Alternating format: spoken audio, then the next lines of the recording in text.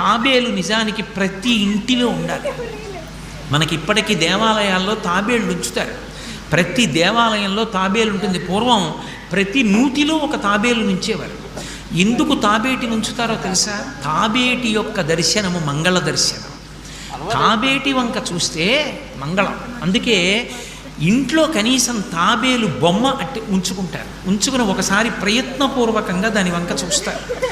ఎందుకు తాబేలు ఇంట్లో ఉంచుకోవాలి అంటే దాంట్లో ఒక రహస్యం ఉంది. దీక్ష అని ఒక మాట. దీక్ష అన్న మాట దేనికి అన్వయం అవుతుంది అంటే యజ్ఞానికి అన్వయం అవుతుంది. యజ్ఞం చేసేటటువంటి వాడు దీక్ష స్వీకరిస్తాడు. దీక్షా స్వీకారం చేశాడు అంటే ఇంటి లోపలికి మళ్ళీ వెళ్ళరు. ఇక పూర్తయిన తర్వాతే ఇంట్లోకి వెడతారు. ఇల్లు విడిచిపెట్టి బయటికి వచ్చేసి దీక్షావస్త్రాలు కట్టుకుని మేళతాళాలతో యాగశాల ప్రవేశం చేస్తారు. ఇక ఎప్పుడు మళ్ళీ ఇంటికి వెళ్ళడం? ఆ యాగం అంతా